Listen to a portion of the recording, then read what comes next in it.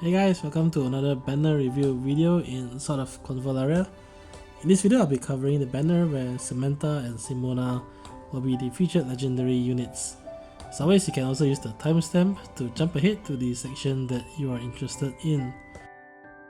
So I'll start off first looking at Samantha's kit and what I feel would be the recommended core skills, as well as a couple of optional skills. This time around I've sort of color coded the skills to make it easy for reference, but I thought I'll start off first with her trait, which is on the top right hand side of the slide. I included both the 1-star and 5-star trait so that you can see how she changes as you improve her trait quality. Her trait really solidifies her as one of the best, if not really the best healer if you're really focused on healing, best healer in the game, because not only does it make her healing stronger, but it also automatically causes her to heal an ally anytime an ally hits the injured status, although at the cost of 1 energy, so she does need at least 1 spare energy for this to work. She already starts off with a basic single target healing skill called Soul Soothing.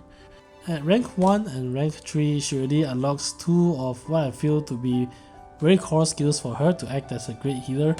At rank 1 she gets a passive that allows her to restore 1 extra energy at the end of her turn, so she gets 2 energy per round, or if she is at no energy then she restores 1 extra energy that round. This is a pretty important passive.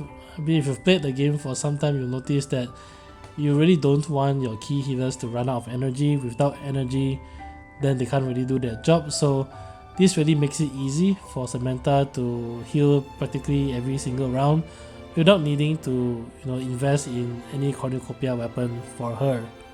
At rank 3 she unlocks her AoE healing. This works similarly to Inanna's AoE heal, but the key difference is that it targets a unit versus Inanna that targets allies surrounding herself. So in a way this healing that Samantha has, the Radiant Stamp, is much more flexible because she can target an ally and AoE heal other allies around the target. In my opinion, I think her rank 1 passive that restores extra energy, as well as her AoE heal, will form the core set of her skill. For the third skill or passive that you can pick, you certainly have a few options. The one drawback about her AoE heal is that it is on a 2-turn cooldown, so if you want another way to heal beyond that, you could of course slot in her single target healing, her default Soul Soothing as a third skill. Or you could slot in her rank 11 ultimate, Sacred Sanctuary.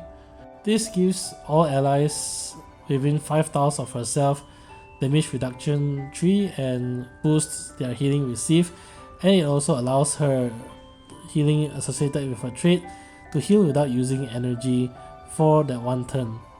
This is a very powerful effect, but it does come with a massive 5-turn cooldown, so it isn't the most reliable, but it can be used to turn the tides of battle in the case where many of your units are close to dying and you need a tide turner.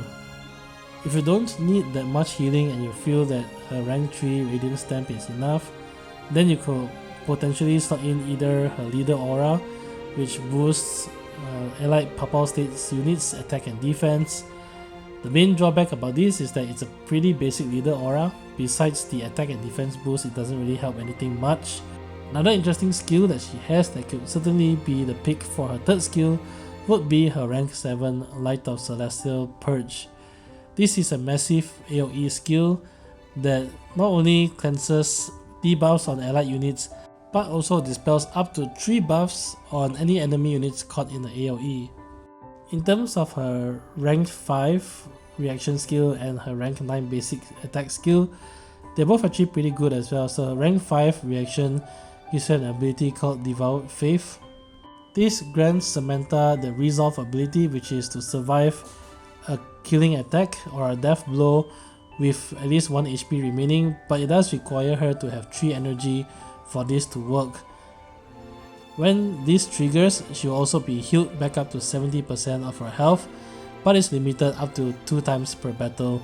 Essentially, with enough energy, with the 3 energy in play, Samantha can have up to 3 lives, which makes her a very sturdy and at least a reliable healer in your arsenal.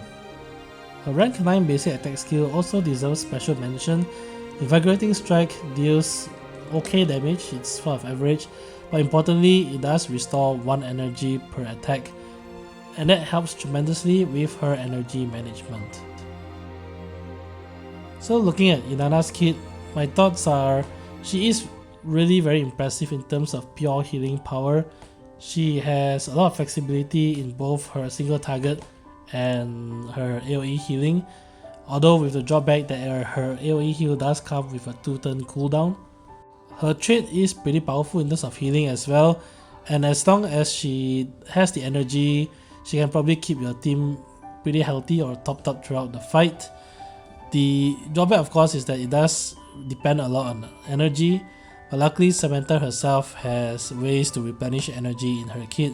She has the passive that at rank 1 that restores 1 extra energy, and she also has a basic attack that restores 1 energy on use. Her AoE heal is range targeted, so that's the biggest difference versus Inanna, and does provide some minor defensive buffs, so she can stay at the back line and comfortably heal your front line. Her rank 5 reaction provides 2 extra lives essentially as long as she has 3 or more energy, and she's flexible on her third skill. Whether you need more healing, you can pick a single target healing skill, or if you need leader aura for the pop-out states, or if you need her AoE cleanse or dispel, then you can slot in her rank 7, or if you really just want her super juicy healing, you can slot in her rank 11 ultimate. Her trait heal is pretty good, but may eat away at her energy, so if your team keeps getting damage every single turn, then she would soon find herself low on energy even with a passive or her basic attack skill, so that's something to consider. The one drawback though that I think really puts her behind Inanna, and I know it sounds weird because I've already mentioned that Samantha is probably one of the best healers in the game, but I think it's deserved to be mentioned that the one thing that puts her behind Inanna is that she doesn't really bring anything much else beyond healing. Inanna at least has the pretty broken Princess Prayer ability that provides 1 additional turn for an ally, and Samantha really doesn't have much beyond her heals, unfortunately. Not only that, the other big difference if you really want to compare versus Inanna is Inanna also carry a lot of debuff cleansing in her heals, and whereas for Samantha she really doesn't have that utility as well. You either need to hit her rank 7 for the debuff cleansing, which takes up her turn, or you need to give her a reorganized cube, for example. So on those virtues alone, if you already have Inanna, I think Inanna is probably the better unit to use as a support / healer. But if you really don't have and you've been using Angel as your free healer so far, then I think Samantha is a good upgrade to get if you want an upgrade for your healer. So next up we have Simona, which specializes in ice. I sort of think of her as the purple ice mage on steroids because her kit functions very similarly. First things first, there's 2 things I think deserves mention for Simona. She has one of the highest speeds in the game, if not the highest speed, at 271 speed rating, and she'll likely start first in most rounds, barring a few exceptions. For example, Xavier with his trait will go before Simona, but having the ability to go first can be very important, especially in certain PvP matchups. The second thing to mention is that Simona herself can be pretty tanky overall. First off, if you look at her trait on the right hand side, the trait also gives her a boost to her attack and defense stats. On top of this, her trait also allows her to start every round with a physical shield in play, called the Armor of Ice. Simona also starts off with a pretty decent default skill called Ice Lance. It does a 130% modifier, which isn't of course the highest, but it is pretty decent considering that all it requires is 1 energy, so she can essentially spam this every single round if she wants to. Ice Lance also inflicts speed down and move debuff on the enemy it hits. Simona also unlocks 2 of her core skills pretty early on. At rank 1 she unlocks Icy Blast. This is an AoE frontal cone attack that does speed down and move debuff as well, but importantly also knocks targets back by 2 tiles. So this is an AoE knockback, and I can't stress enough how powerful an AoE knockback can be, especially in PvP situations. In my opinion, I think this is one of the skills that you should have in her bar at all times. At rank 3, she actually unlocks 2 very good skills as well, and if you do have the Custodia to spare, I would actually recommend to at least consider using one to unlock both her rank 3. But if you have to choose one, I would go with Ice Maid Armor. This is an AoE support skill that buffs herself and all nearby allies with a physical shield. This also gives Simona the regenerate ability that allows her to restore some HP every single turn, and can actually be combined as well with, say, the Evergreen Pendant to allow her to get buffs every single round. The big drawback though is that it does have a pretty long cooldown. In fact, many of Simona's skills actually have very long cooldowns, and that's one of the main drawbacks with her. The other option, or potentially even a third skill, is to go for her other rank 3 skill, which is Ice Assault. I think this is pretty good for her because this is a charging skill that is instant, so she can also use another attack after using this, and it's an important way for Simona to close the gaps between herself and the enemy target or party. My opinion is that for Simona's third skill, you can definitely equip the Ice Assault for the charging skill, or alternatively, if say the map is small and you don't need the charging utility, you can potentially slot in her rank 11 ultimate, Winter Doomsday. It does have a pretty nice animation, but importantly it also does nice AoE damage and can also inflict the frozen status on enemies hit by the spell. Personally though, I'm not a big fan of this skill. While it is flashy and it does potentially devastate the enemy party, it also turns a huge part of the battlefield into ice, and the ice blocks that it generates can also be a double-edged sword. It hinders movements on both sides of the battle, and in some battles where I've used this, I find that it just makes the battle a bit longer because I now have an ice obstacle in the way, and there's not a lot of units that can traverse through ice without penalty. Simona of course can, and you can use this to set her up, and make it harder for enemies to reach her while she can still move across the ice without penalty. But beyond Simona herself, not many other units can make use of this. So if rank 11 isn't properly positioned, you can find that it can potentially do more harm than good. Now her rank 5 reaction and rank 9 basic attack skill is pretty good as well. Her rank 5 reaction allows her to unleash an AoE attack around her each time her Armor of Ice trait is broken through, which is a way of getting some extra damage through. Keep in mind that the range of this is pretty limited, and if a ranged physical attack breaks her Armor of Ice, it can trigger ice shards without hitting any enemy units. Moving on to her rank 9 basic attack skill, this normally does a standard 110% damage, but if her rank 9 attacks an enemy unit that already have the move debuff, it does additional damage as well. So being a free attack, it can potentially do a lot of damage, and it's actually for this reason that I normally don't recommend equipping Ice Lance for Simona.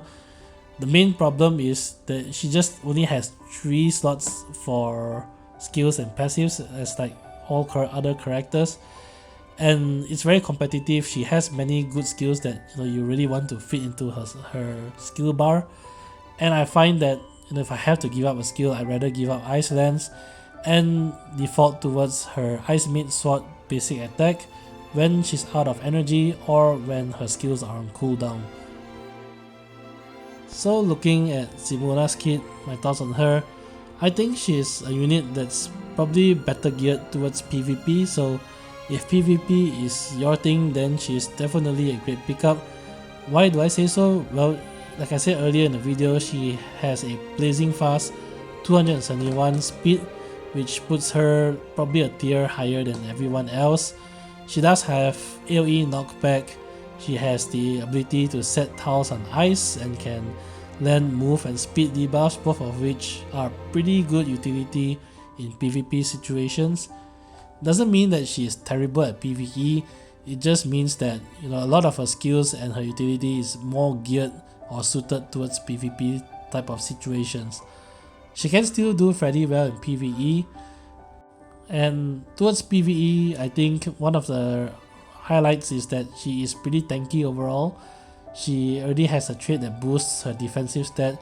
She does have the armor of ice, which is fairly reliable, and since she sets a lot of enemies in ice or set of tiles in ice, then it's very hard for enemies to all group around her.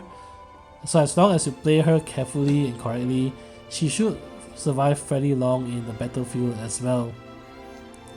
Ice Mage Sword, which is her basic attack, hits fairly hard if the conditions are met. All that being said, I think she's not without some drawbacks. For one thing, many of her skills have pretty long cooldowns, so if you use her in the first 2 or 3 turns and you cycle through her skills, you'll soon find that you're stuck only defaulting to her basic attack, which really isn't too bad since she has a pretty good basic attack. But she's the sort of character where you have sort of those gaps in battle where she can't do anything much because her skills are all on cooldown. She has very many notable skills, and if I do have the space, I would also even recommend slotting in her default skill, because that skill is only 1 energy and doesn't have cooldown. But as I mentioned also, unfortunately she's only limited to 3, and she's already hard pressed to choose 3 of her skills out of the ones I mentioned earlier, and it's just really hard for me to find a way to fit in her default skill as it is. Winter Doomsday, her rank 11 ultimate, is very flashy, very nice animation, and can really make a lot of trouble for the enemy party, but it really can make a lot of trouble for you as well. It can be pretty tricky to play with, and I find that in many instances I'd rather just do without. That being said, if you've gained a lot of experience using her and you know how to position Winter Doomsday correctly, then you should most certainly be fine. Just be wary of how you're going to play around with the rest of your party when Winter Doomsday is in effect. I hope this video has been helpful, and as always, I'll catch you guys in the next banner review video in Sword of Convularia. Bye!